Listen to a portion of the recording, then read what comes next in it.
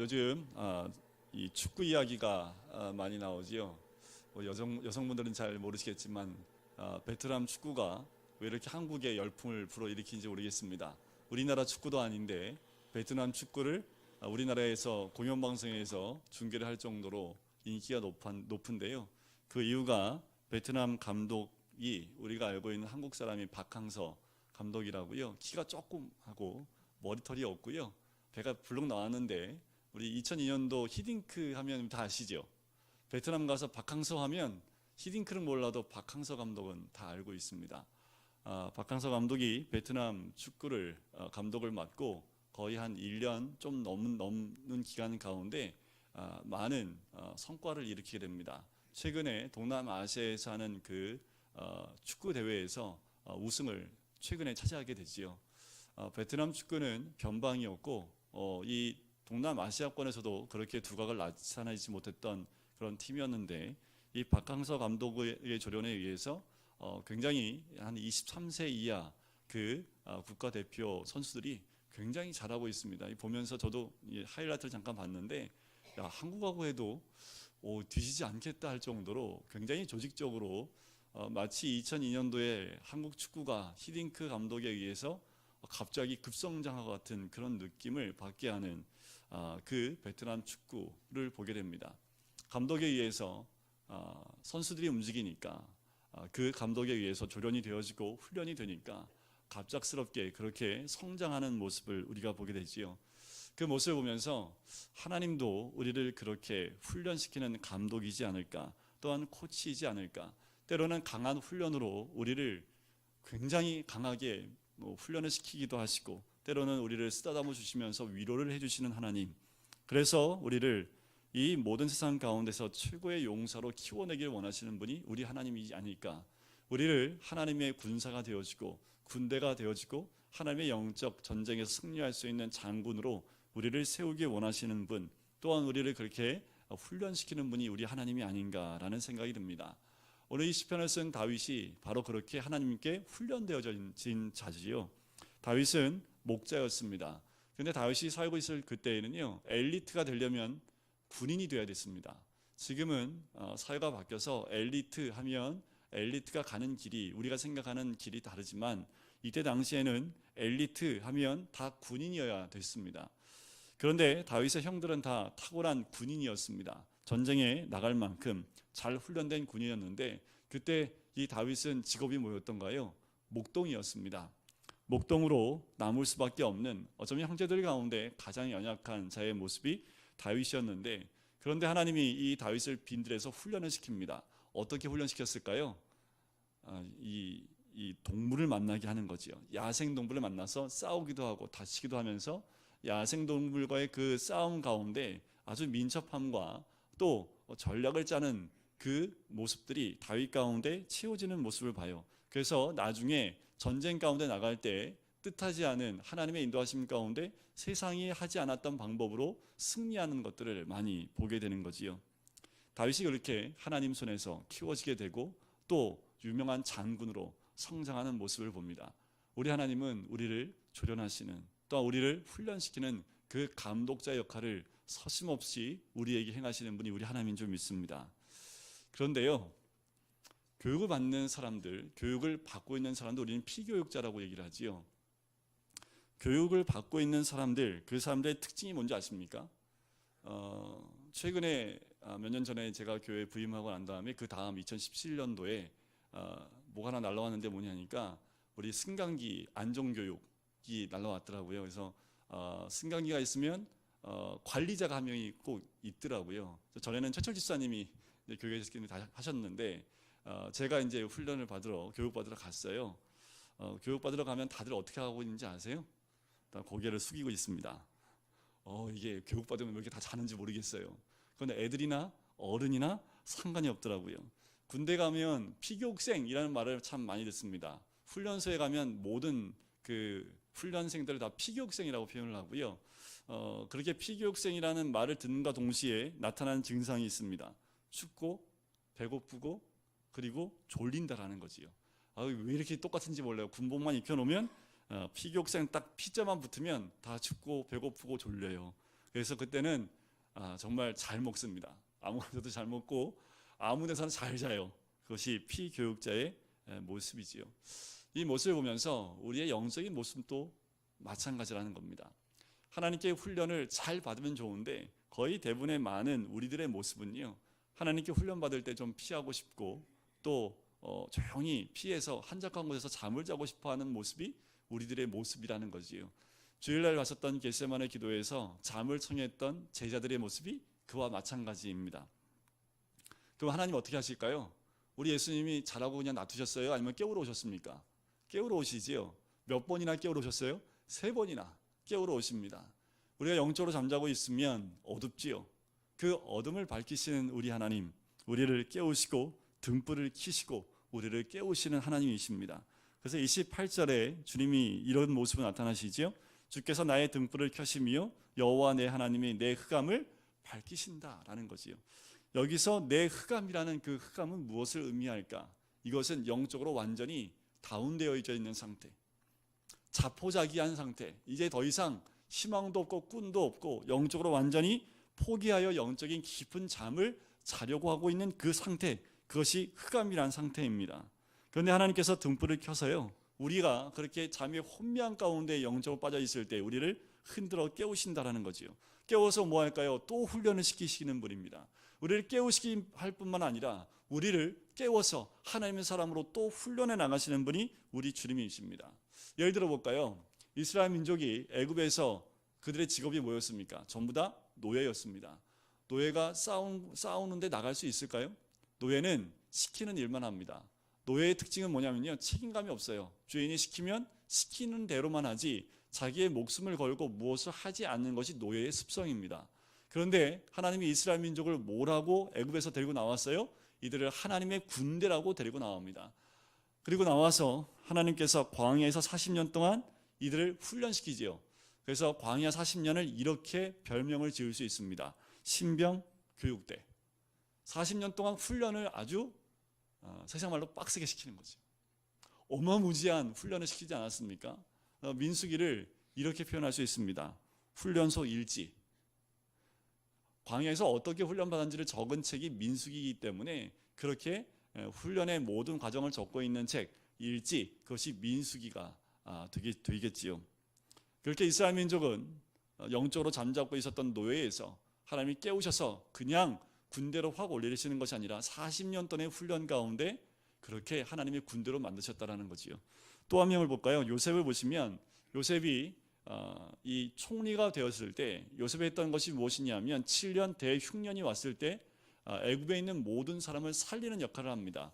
요셉을 보면 경제학을 배우지도 않았는데 당시에 가장 최고의 경제 정책을 펴서 애굽 전체를 살리는, 애굽만 살리지 않지요. 애굽과 관계되어 있는 주변의 모든 나라를 살렸던 요셉을 보게 됩니다. 요셉이 어디서 이런 경제학을, 경제 정책을 배웠을까요? 당연히 우린 다 알고 있지요. 감옥 아니겠습니까? 감옥에서 하나님을 통해서 경영학을 배우고 경제 정책을 배웠던 거지요. 그런데 여러분들 감옥에 들어가면 주로 무엇을 배우게 될까요? 낙심하고 또 더 안 좋은 것들을 배우기 십상입니다. 그런데 하나님께서 감옥 안에 들어가 있는 요셉에게 등불을 켜고 요셉을 찾아간 거지요. 그래서 그 깊은 감옥 가운데서 영적으로 잠자지 못하게 하고 등불을 켜서 그로 하여금 깨우게 하고 그 감옥에서 배울 수 있는 하나님의 지혜를 배우게 했다라는 겁니다. 요셉은 그렇게 하나님께 훈련받은 자가 됩니다. 여러분들 훈련받을 때는 어디에 주로 있을까요? 광야 아니면 고난 가운데서 하나님이 훈련하시는 것들을 보게 됩니다. 그래서 오늘도 이 말씀 가운데 흑암 가운데서 등불을 밝히시는 것처럼 하나님이 흑암을 없애버리시고 그 흑암 가운데서 우리를 옮기셔서 다른 빛 가운데로 옮겨가시는 것이 아니라 흑암 가운데 빛을 비추신다라는 것이에요. 지금도 고난 가운데 있는 우리들이 있다면 우리로 하여금 하나님은 그냥 두시는 분이 아니라 빛을 비추시고 우리로 하여금 하나님의 군대로 또한 장군으로 훈련시켜 주신다라는 거지요. 다윗이 이와 같습니다. 목동으로서 군인의 길을 가지 못했던 다윗이지만 엘리트의 길을 걷지 못했던 다윗이지만 다른 사람보다 뒤떨어지지 않는 길을 이 다윗은 걷게 됩니다. 무엇 때문에요? 다윗은 혼자 양을 쳤지만 하나님이 함께 하심을 통해서 하나님이 다윗을 홀로 두지 않으시고 싸우는 법을 알려주셨다라는 거지요. 이런 것은요, 사관학교에서 알려줄 수 없는 것입니다. 언제 배울 수 있다고요?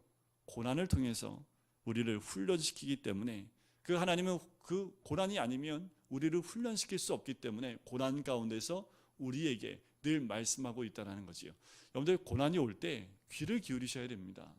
그 고난을 통해서 우리를 무엇을 훈련하시려고 하시는지를 귀담아 들으시면 잘 훈련된 하나님의 군대로 또한 하나님의 장군으로 쓰임받도록 준비되어지는 과정, 그것이 바로 고난이라는 것이지요. 그리고 하나님은 절대로 고난 가운데 우리를 방치하는 것이 아니라 항상, 옛날엔 등불이지만 지금은 뭘 켜실까요? 랜턴을 켜고 항상 그 앞길을 비춰주시는 분이 우리 주님인 줄 믿습니다. 그래서요, 주변에 좀 이런 고난 가운데서 헤매고 있는 분들이 있으면 말씀을 힘을 주셔야 됩니다. 하나님이 함께 하심을 꼭 말씀해 주셔야 돼요. 그런데 아무것도 안 보이니까 하나님도 없다라는 생각을 할 때가 많이 있다라는 거지요. 29절 한번 보실까요? 29절을 같이 한번 읽어보겠습니다. 시작. 내가 주를 의뢰하고 뛰어넘었나이다. 자, 이게 무슨 말이냐 하면, 다윗이 아무리 이 상황이 불리하다 할지라도 하나님이 기뻐하신 일이라 확신이 들면 그냥 뛰어든다는 겁니다. 하나님의 영광에 쓰임 받는다고, 하나님의 뜻이라고 확신이 든다면 그 적진이라 할지라도 그냥 뛰어들어가는 사람이 이 다윗이라는 사람입니다. 자, 내 하나님을 의지하고 담을 뛰어넘나이다. 여기서 담은 무엇이냐 하면 적진을 싸고 있는 담을 말해요. 그 적진으로 뛰어들어가는 다윗의 모습을, 담을 뛰어넘어 그 안으로 뛰어가는 모습을 보는 거지요. 대표적인 예가 이와 같습니다. 뭐냐 하면, 실제로 사울이 잠들었을 때 그 적진 안으로 다윗은 자기의 군사 한 명만 데리고 그 적 깊숙한 곳, 누가 있는 곳이요? 적장이 있는 그 한 가운데로 들어갑니다. 그때 다윗이 무엇만 가지고 나왔습니까? 창과 물병을 가지고 나오는 장면, 우리가 기억을 하지요. 이와 마찬가지입니다. 다윗은 하나님께 잘 배워진 사람입니다. 그를 이렇게 담대하게 할 수 있었던 것은 하나님께 배운 것이기 때문일 뿐만 아니라, 하나님께 배운 사람은 아무리 사자굴에 들어간다 하더라도 하나님께서 그 세상을 피하게 하시고 또한 그곳에서 가장 귀한 것을 얻게 하시는 분이 우리 하나님인 줄 믿습니다. 담대하셔야 됩니다. 다윗은 그 담대함을 배웠던 사람이기 때문에 담을 뛰어넘어갈 수 있고 적진을 향해서 나아갈 수 있다는 거지요. 더 중요한 것은 뭐냐 하면 무모한 담대함이 아니라는 겁니다. 다윗에게는 전법이 있었고 하나님의 지혜가 있었습니다. 너무도 정확한 그 싸움의 틀이 있었고 또한 하나님의 지혜가 있었기 때문에 절대로 실패하는 법이 없었다라는 거지요. 다윗은 그렇게 훈련되어진 사람으로 어딜 가든지 하나님이 가르쳐 주신 방법으로, 하나님의 지혜로 실패하는 법이 없었던 사람이 이 다윗입니다. 30절을 보실까요? 하나님의 도는 완전하고 여호와의 말씀은 순수하니 그는 자기에게 피하는 모든 자의 방패시로다. 자, 여기서 하나님의 도, 그것은 완전하다고 합니다. 이것은 무엇을 말하냐 하면 하나님을 섬기는 그 원리에서 파생된 그 모든 진리를 의미합니다. 하나님을 섬기는 그 원리들 가운데서 파생되어진 모든 진리들, 세상의 지혜와 근본적으로 다른 것이 하나님의 도지요. 세상의 지혜와 근본 원리가 달라요. 세상의 원리는요, 목표가 욕심을 이루는 거지요. 도구가 뭘까요? 수단이 뭘까요? 세상의 원리는 힘입니다. 그런데 하나님의 진리는요, 목표가 하나님의 영광입니다. 방법은 뭘까요?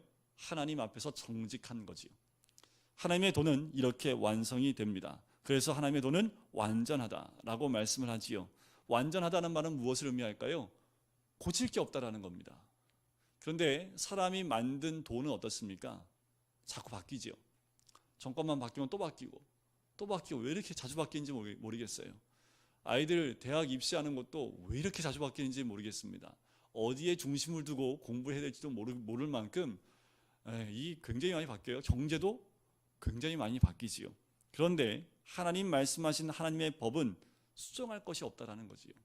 자, 여기서 우리가 한 가지 귀중한 것을 깨달을 필요가 있습니다. 뭐냐면 아브라함이 하나님 말씀을 통해서 받은 복, 그것이 지금은 어떨까요? 지금도 유효한 겁니다. 아브라함 때의 그 하나님의 도가 끝난 것이 아니라 아브라함 때에 있었던 하나님의 뜻, 하나님의 말씀 그대로 순종하여 아브라함이 받은 그 축복은 지금도 아브라함이 했던 그 순종대로 우리가 순종하면 그 복을 받아 누릴 수 있다는 겁니다. 왜요? 하나님의 도는 완전하기 때문에 그렇습니다. 아브라함 때하고 지금 때하고 달라요? 아니요. 하나님의 도는 아브라함 때나 지금 때나 똑같습니다. 그래서 아브라함이 누렸던 복을 우리도 누릴 수 있다는 거지요. 그래서 어떤 분은요, 성경을 이렇게 표현합니다. 보물선. 보물선 안에 뭐가 있을까요? 보물이죠, 보물. 그러면 하나님이 약속하신 그 보물선 안에는 어떤 보물이 있을까요? 그 말씀 안에 숨겨져 있는 진리입니다. 그래서 우리 선배 목사님들이 뭐라고 말씀하시냐면 하나님의 언약이 몇 가지요? 3만 가지 이상 된다고 얘기했습니다. 그 3만 가지 언약을 붙들면 3만 가지 이상의 복을 누릴 수 있다라고 우리 선배 목사님들이 말씀하셨어요. 그래서 이 3만 가지가 어디서 나오나 성경 아무리 뒤져보니까 아무리 찾아봐도 없어요. 알고 봤더니 이 성경에 절수 있지요. 절수가 3만 가지가 넘습니다. 3만 절이 넘어요. 그래서 대충 우리 목사님들이 3만 가지 언약, 3만 가지 약속이라고 말씀하신 거지요. 그러니까 여기 있는 한 절 한 절 안에 하나님의 뜻이 들어가 있기 때문에 이 말씀대로 살면 그 복을 누릴 수 있다라고 말씀을 하는 거지요. 하나님의 말씀은 순수합니다. 세상의 법은 일단 힘으로 사람을 굴복하지요. 물질로 그 사람을 복종시킵니다. 그러나 하나님의 율법은 그 율법 안에 하나님의 능력이 나오기 때문에, 그래서 궁극적으로 사람들의 마음속에 무엇이 옳다는 믿음을 생기게 하는 것이 이 율법의 역할이지요. 말씀을 붙들수록 그 말씀 안에 하나님의 능력이 나온다라는 겁니다. 좀 이랬으면 좋겠어요. 죄송합니다. 이 강대상에서 이런 표현을 쓰면 안 되는데, 여러분들 영화 보면은 뭐 이렇게 마법사들이 이번 이렇게 짧은 지팡이 들고 뭐라고 주문하고 딱 외우면 뭐가 확 나오잖아요, 그죠? 저도 좀 그랬으면 좋겠어요. 말씀 한 절 딱 빼가지고 샹 던지면 여러분들 막 머릿속에 말씀이 슉슉슉 들어가서 말씀으로 머리가 확 깨지고 얼마나 좋겠냐라는 생각이 들더라고요. 율법이요, 그 안에 하나님의 능력이 있습니다. 아멘 하세요. 아멘. 정말 있어요. 이 말씀 안에 하나님의 능력이 있는데 왜 능력이 나타나지 않을까요? 말씀이 내 마음 가운데 심어지지 않고 내 삶 가운데 믿음으로 온전히 받아들이지 못하기 때문에 이 능력을 받지 못하는 겁니다. 다윗은 이 능력을 누렸던 사람이에요. 성경에 있는 많은 인물들은 이 성경에 기록되어 있는 놀라운 말씀의 순종함으로 그 능력을 경험했던 사람이라는 거지요. 그래서 결국 우리는 이 고백을 하게 됩니다. 31절 같이 한번 고백해 볼까요? 시작. 여호와 외에 누가 하나님이며. 이것이 우리의 고백이 되어야 됩니다. 다윗은 이 고백을 드렸던 거지요. 여호와 외에 누가 하나님이며. 여호와 외에 돈도요 우리 하나님이 되면 안 됩니다. 권세도요 우리 하나님이 될 수 없습니다. 우리의 육의 힘도 어떠한 것도 하나님이 될 수 없는 거지요. 여호와 외에 누가 하나님이며. 우리 하나님 외에 누가 반석이겠습니까? 하나님만이 든든한 반석일 수밖에 없습니다. 인생은 사라지는 것이 인생이지요. 돈도 사라집니다. 권세도 흘러가 버리지요. 하지만 우리 하나님의 그 반석은 영원토록 함께 하시는 하나님인 줄 믿습니다. 복된 사람이 누굴까요? 돈과 권력을 많이 가진 사람이 복을 누린 사람이 아니라 하나님 말씀을 붙잡은 사람, 그 사람이 참다운 복된 삶이죠. 최근에 이제 토요일마다 성경 공부를 하는데 한 분이 그런 고백을 하더라고요. 기도할 때마다 하나님 응답해 주시는 것들을 이렇게 고백을 하세요. 그러니까 스스로 얘기를 너무나 깜짝 놀랄 만큼 그냥 기도했는데 하나님이 그렇게 이루어 주시는 것들을 경험한 것들을 이렇게 고백을 하시더라고요. 그분이 아직 말씀을 많이 모르지만 삶 가운데서 하나님이 능력으로 기도 가운데 역사하시는 것을 경험했다라는 거지요. 그러니까 뭘 부인할 수 없습니까? 삶 가운데 역사하시고 삶의 반석 되신 주님을 거부할 수 없는 거지요. 하나님 말씀을 붙드는 자에게는 예외 없이 능력을 주시는 분이 우리 하나님이십니다. 그러니까 누구든지 이 율법을 붙들면 위대한 삶을 살 수 있는 거지요. 다윗만 위대해요? 아니요. 다윗처럼 그렇게 순종하면 우리가 다윗처럼 쓰임 받습니다. 사무엘이 위대한 선지자지요. 사무엘만 그래요? 아니요. 사무엘처럼 그렇게 순종하면 우리가 사무엘처럼 쓰임 받을 수 있습니다. 그래서 성경에 그 인물들을 적어놓고 있는 거예요. 그 인물들이 겪고 있는 고난들을 적고 있는 겁니다. 그들이 그 고난 가운데서도 하나님을 의지했듯이 하나님께 순종하면 우리도 동일하게 그런 능력으로 하나님께 영광을 올려드릴 수 있다라는 거지요. 그래서 우리 하나님은 코치이자 감독이십니다. 그래서요, 우리가 이 세상 가운데 하나님 방법대로 싸울 수 있도록 우리에게 싸우는 법과 무기를 쓸 수 있는 방법을 가르쳐 주시는 분이 우리 주님입니다. 자, 첫 번째로 볼까요? 32절에 보니까 첫 번째로 어떻게 가르쳐 주시냐면 이 하나님이 힘으로 내게 띠띠우시며 내 길을 완전하게 하시며 우리에게 힘을 주시는 하나님이십니다. 자, 띠를 띠운다는 것은 본격적인 전쟁을 의미하는 거죠. 뭐냐면 우리가 전신갑주 가운데 허리띠가 나옵니다. 진리의 허리띠. 이 허리띠를 안 하면 싸울 수가 없어요. 왜? 옷이 출렁출렁거리기 때문에 싸워 나갈 수가 없습니다. 그래서 맨 마지막 옷을 다 입고 허리를 지금 매는 그 허리띠가 허리를 지탱의 줌으로 통해서 허리에서부터 나오는 그 힘을 사용할 수 있게끔 만드는 것이 이 허리띠의 역할입니다. 당시에 로마 병정들이 입었던 그 전신갑주, 그 갑주의 그 허리띠 역할이지요. 바로 이 띠를 띄운다는 것은 전쟁을 시작한다는 의미입니다. 그런데 여기서 우리가 한 가지 구별할 것이 있는데요. 하나님이 힘으로 띄우시는데 띠를 벗길 때가 있습니다. 거꾸로 이 띠를 벗기실 때가 있습니다. 자, 우리 인생 가운데 두 시기로 좀 구별할 필요가 있는데요. 하나가 뭐냐면 훈련생 시기예요. 우리가 군대에 가면 제일 먼저 딱 입소하면 뭐부터 하는지 아시죠? 옷 다 벗어서 박스에다 다 넣고요. 군대에서 주는 옷을 입습니다. 훈련생의 옷이지요. 자기가 이제껏 입었고 자기가 누렸던 것 다 벗어서 부모님에게 싹 다 보내잖아요. 그지요? 훈련생 시기와 이와 같은 겁니다. 내가 가지고 있는 힘의 원천이었던 띠들을 다 벗겨내는 그 때가 언제냐면 훈련생의 시기예요. 이때는 다 벗겨버립니다. 하나하나. 이스라엘 민족을 보면 광야에서 만나만 먹게 하시잖아요. 그지요? 그들이 가지고 나온 물도 못 마시게 합니다. 다 떨어져 버리지요. 반석에서 나온 물만 마시게 하시는 주님의 모습을 봅니다. 그런데 이 훈련이 어느 정도 다 끝나고 나면 하나님께서 우리를 세상에 보내실 때 그때 힘으로 띠를 띄워 주신다라는 거지요. 그래서 성도로 하여금 자기의 길을 찾게끔 하십니다. 그래서 32절 끝에 보면 내 길을 완전하게 하시며 라고 이야기하시는 거지요. 하나님께서는 우리에게 그 길을 찾게 하셔서요 평생 후회 없는 길을 가게 하신다라는 거지요. 요즘 저도 우리 자녀들 때문에 기도하는 것 가운데 하나가 뭐냐면 요새 아이들이 우리 중고등부 아이들뿐만 아닙니다. 대학생들까지 다 꿈도 없고 비전도 없는 아이들의 모습을 봐요. 왜 공부를 합니까? 뭘 공부해야지 직업을 얻을 수 있을까? 여기에 모든 관심들이 다 가 있어요. 아이들이 뭐를 어떻게 공부해야 되지? 그리고 어떤 길을 가야지 취업을 하고 돈을 벌 수 있는지 벌써부터 이쪽에 길이 열려져서 우리나라 가운데 순수 문학이나 순수 과학이 다 사라졌습니다. 순수 과학, 순수 문학은요 아무리 공부해도 돈이 안 돼요. 그러니까 공부하는 아이들이 없어집니다. 제 중학교 동창이 있었는데요. 물리학을 공부하고 싶은데 순수 물리학, 한국에는 순수 물리학이 없습니다. 응용 물리학밖에 없어서 미국으로 유학을 갔어요. 근데 문제는 뭔지 아세요? 한국에 못 와요. 왜 못 오는지 아세요? 한국에 순수 물리학을 가르치는 학교가 없습니다. 공부해도 오지를 못해요. 그러니까 우리 아이들이 길을 찾기가 참 어렵습니다. 하나님이 이 땅에 보내신 이유가 있고 이 아이들이 커서 하나님이 이 땅 가운데서 맡기신 사역들이 있는데 그 길을 보지 못하고 세상 자체가 직업이나 물질의 모든 것이 집중되어 있다 보니까 우리 아이들이 너무 혼란스러워요. 이때는 정확하게 볼 수가 없겠지요. 이 아이들이 하나님이 보여주신 그 길, 내 길을 완전하게 하시는 하나님의 길을 발견만 한다면 이 아이들은 참 복된 아이들입니다.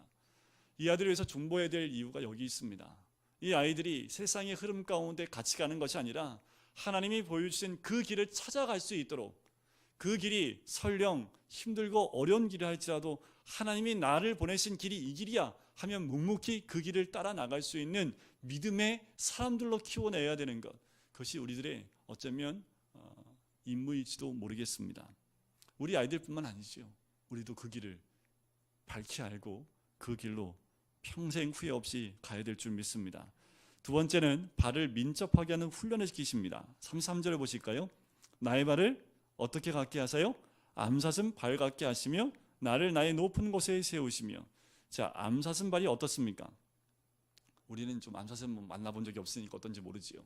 이 암사슴이 발이요 굉장히 빠르답니다. 특히 높은 바위 위를 달리기 때문에요 사람의 손을 댈 수가 없대요.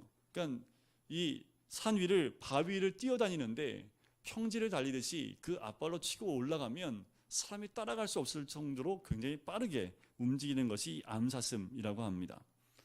암사슴이 이렇게 빠르게 달 수 있는 건 뭘까요? 암사슴은 딱 위치를 정하고 거기만 갑니다. 우리 인생이 왜 이렇게 빨리 가지 못하고 그 하나님이 세우신 높은 곳에, 우리를 세우는 곳에 가지 못할까요? 이유는 딱 한 가지입니다. 너무 줄이 많아요. 우리를 묶고 있는 줄이 너무도 많아요. 인간관계가 너무 복잡해요. 나를 묶고 있는 것들이 너무 많아요. 그러니까 어떻게 해요? 벗어버릴 수가 없습니다. 또 한 가지는 과거의 상처가 치유되어야 깨끗하게 일을 할 수 있는데 내 안에 상처들로 나를 붙잡고 있는 너무나 많은 것들이 아직도 있다라는 거지요. 예수님을 보면 예수님의 제자도의 가장 큰 특징이 뭐냐 하면 단순한 삶입니다. 삶이 믿음의 삶은요 단순합니다. 믿음의 삶은요 복잡하지가 않아요. 왜 복잡해진 줄 아세요? 욕심이 들어가기 때문에 복잡합니다. 내가 무엇인가 가지려고 하니까 복잡해져요. 그런데 예수님만 따라가면 삶이 아주 단순하고 간단합니다. 힘은 그 단순성에서 나오는 거지요. 그래서 우리 예수님이 포도나무 비유를 할 때 열매를 많이 맺기 위해서 뭐 하라고 합니까? 가지치기를 하시는 겁니다. 아주 단순하고 간단하게 만드는 거예요. 복잡하고 가지가 많을수록 열매가 많을 것 같지만 그렇지 않는 거지요. 열매를 맺게 하기 위해서는 가지를 잘라내지 않고서는 열매를 맺을 수 없는 것과 마찬가지입니다. 세 번째는 놋 화살을 당기는 법을 가르쳐 주신다라는 거지요. 34절에 보실까요? 내 손을 가르쳐 싸우게 하시니 내 팔이 놋 활을 당기도다. 이 놋 화살은요 굉장히 무겁습니다. 그런데 일반 화살은 총이라고 한다면 이 놋 활은요 대포하고 똑같아요. 어떠한 방패도 다 뚫어내는 것이 이 놋 활입니다.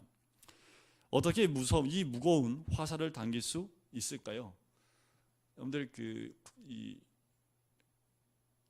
활을 쏘는 뭐라고 하나요? 올림픽에 가면 있잖아요, 그죠? 네, 양궁을 할 때 여러분들 그걸 한번 당겨 보신 적 있으십니까? 이 웬만한 사람 잘 못 당겨요. 남자들도 이걸 당기기가 쉽지 않답니다. 그런데 양궁하는 그 여자들 보면 너무도 쉽게 쑥 하는 모습을 보지요. 아무리 봐도 힘으로 하는 것 같지 않지 않습니까? 요령이 있는 거지요. 아마 팔에 이 힘도 있겠지만 양궁을 할 때는 그 활을 당기는 요령이 있습니다. 마찬가지입니다. 하나님께서 우리의 팔이 놋 활을 당기게 한다는 것은 활을 당길 수 있는 요령을 알려주신다는 거지요. 한 가지 방법밖에 없어요. 힘을 한 곳에 집중시키는 방법이지요. 힘이 분산되면 당길 수 없습니다. 우리도 마찬가지입니다. 집중해야 되는 거지요. 하나님 말씀에 집중하고 하나님이 우리에게 싸우게 할 수 있는 그 힘에 집중할 때 이 활을 당길 수 있는 거지요. 이 무기가 있으면 사단의 세력과 싸워 이길 수 있습니다. 그래서 우리 하나님은 우리가 그 활을 당길 수 있는 요령과 집중할 수 있는 방법, 더 하나님께 집중할 수 있도록 우리를 인도하시는 분이 우리 주님인 줄 믿습니다. 35절 끝에 보면 이렇게 나오지요. 주의 오른손이 나를 붙들고 주의 온유함이 나를 크게 하셨나이다. 그래서 이 온유함인데요, 온유한 사람은 목표가 있는 사람이기 때문에 아무거나 하지 않습니다. 좌로나 우로나 흔들리지 않아요. 온유한 사람, 이 사람은 꾸준하게 자기의 부르심에 충실한 그 사람입니다. 그 사람은 이 놋화를 당길 수 있는 그 힘을 가지고 있는 사람이라는 거지요. 온유한 사람은 하나님께 훈련되어져서 하나님의 뜻 가운데 하나님 뜻만을 위해 살아가는 사람이기 때문에 이 모든 것들을 감당할 수 있는 거지요. 35절에 보면 우리 하나님께서 방패를 드는 법을 가르쳐 주십니다. 무엇보다 중요한 것은요, 전쟁에 승리했다 할지라도 어디서 무엇이 날아올지 모르기 때문에 늘 이 방패가 우리 손에 붙들려 있어야 된다는 거지요. 가장 중요한 우리 신앙의 삶 가운데서 가장 중요한 것은 허점이 보이지면 안 됩니다. 영적인 허점이 보이면 그곳으로 사단은 여지없이 공격해 들어온다는 거지요. 흔들리지 않으려면 가장 중요한 것이 균형 감각입니다. 우리의 삶의 영적 균형이 깨어지게 되면 영락 없습니다. 그쪽으로 공격해 들어오지요. 멀리 볼 필요 없습니다. 우리 육을 보면 알 수 있지요. 우리 육의 밸런스가 깨지면 뭐가 제일 먼저 찾아 들어올까요? 감기라는 놈이 찾아옵니다. 만병의 근원이 뭐예요? 감기 아닙니까? 왜 그런지 아세요? 우리의 몸의 밸런스가 깨지면 제일 먼저 침투해 들어온 게 감기입니다. 그렇게 우리의 몸이 피곤해도요, 이 균형이 잡혀져 있으면요, 감기가 들어오지 않습니다. 영적인 것도 마찬가지예요. 그런데 우리의 영적인 모습의 균형 감각을 잃으면 여지없습니다. 우리로 하여금 여러 가지 방법으로 공격해 들어와서 우리를 쓰러뜨리는 그 모습을 보게 되지요. 우리가 이 방패를 가질 수 있으려면 그 균형을 끝까지 지켜야 된다는 거지요. 우리 신앙에서 가장 중요한 균형은요, 말씀과 기도의 균형입니다. 이 말씀과 기도의 두 균형을 잘 잡고 있으면 어떠한 영적 공격에도 넘어지지 않지요. 그래서 올 한 해 동안 우리 뭐 한 거예요? 하루에 4장, 하루에 30분 기도하기. 이것만 하셨으면 아주 기본적인 균형은 어떠한 공격이 와도 균형을 잃지 않았으리라 저는 그렇게 믿습니다. 균형을 잃으셨어요? 공격이 당하셨습니까? 그러면 이거 하나 안 하신 거예요. 말씀만 읽었든지 기도만 했든지. 내년에도 뭐 해야 될까요? 이 균형 감각을 더 키워야겠지요. 하루에 말씀 4장, 하루에 기도 1시간. 그러면 또 시도 안 하실까 봐 내년에도 동일하게 4장과 30분 기도하기. 이 균형 감각이 깨지지 아니하시기를 제 이름 간절히 축원드립니다. 그렇게 균형 감각을 가지고 있는 우리들 방심하면 안 됩니다. 끝까지 충성을 다해서요, 사단과의 싸움에서 이겨야 된다는 거지요. 예를 들면 이렇습니다. 여러분들 암을 수술하는 그 의사들을 보면 너무한 것 같아요. 암이 요만한데 잘라내는 부분이 너무 많아요. 지금은 조금 기술이 나아져서 그 범위가 좀 줄어들긴 했지만 요만한 암이 있으면요, 그 주위의 모든 걸 다 잘라버립니다. 왜 그럴까요? 조금이라도 그 암세포가 혹시라도 남을까봐 완전히 깨끗하게 하기 위해서 끝까지 다 제거를 해서 암이 더 이상 존재하지 않게 하기 위해서 그렇게 하는 것과 마찬가지입니다. 영적인 것도 마찬가지예요. 36절을 보실까요? 내 걸음을 넓게 하셨고 나를 실족하지 않게 하셨나이다. 끝까지 우리 하나님은 우리가 믿음을 지키기 위해서 우리의 걸음을 넓게 하셨다는 거지요. 여러분들 걸음걸이를 할 때 보폭을 작게 하면 어떻게 될까요? 잘 넘어질 수밖에 없지요. 보폭을 넓게 했다는 것은 기초가 튼튼하다는 것을 의미합니다. 자, 우리가 우리의 걸음을 넓게 하는 것, 그것은 하나님이 우리에게 허락하신 걸음걸이가 되어야 되는 거지요. 그 다음에는 적을 완전히 멸망시키기 전까지는 돌아서지 않는 겁니다. 37절을 보실까요? 같이 한번 읽어보겠습니다. 시작. 내가 내 원수를 뒤쫓아 가리니 그들이 망하기 전에는 돌아서지 아니하리라. 우리가 이 마음을 가지고 끝까지 싸워야 된다는 거죠. 영적 전쟁은 끝이 없습니다. 끝까지 가서 완전히 끝날 때까지 멈추지 않는 것. 적의 세력이 약해졌다고 끝내버리면 어느새 또다시 힘을 내는 것이 적의 세력이라는 거지요. 하나님의 진리에 있어서 바른 방향을 잡았으면 끝까지 철저하게 공격해서 완전하게 사탄의 세력을 뿌리 뽑아야 되는 거지요. 어디서요? 내 마음에서 뿌리 뽑으셔야 됩니다. 내 삶 구석구석에 뿌리 내리고 있는 그 사단의 세력들을 다 제거하고 뽑아내셔야 되는 거지요. 언제까지요? 쓴 뿌리가 남아있지 않을 때까지, 완전히 사라질 때까지 끝까지 공격해서 없애버려야 되는 것이 이 어둠의 세력의 뿌리입니다. 우리 마지막 38절과 39절을 같이 읽겠습니다. 시작. 내가 그들을 쳐서 능히 일어나지 못하게 하리니 그들이 내 발 아래에 엎드러지리이다. 주께서 나를 전쟁하게 하려고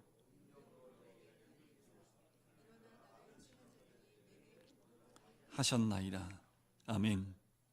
어떻게 사람이 사탄과 싸워 이길 수 있습니까? 그것은 하나님의 능력으로 임함입니다. 우리 주님은 오늘 이 39절 말씀처럼 주께서 나를 전쟁하게 하려고 능력으로 내게 띠띠우사 일어나 나를 치는 자들이 내게 굴복하게 하셨나이다. 하나님의 능력은 반드시 이렇게 우리 삶 가운데 이루어질 줄 믿습니다. 우리의 삶 가운데 훈련되어진 하나님의 군사가 되어져 이 마지막 때의 주의 뜻을 우리 삶 가운데 또한 우리 공동체 가운데 이루게 하는 하나님의 사람이 되시기를 주님의 이름으로 간절히 축원드립니다. 기도하겠습니다.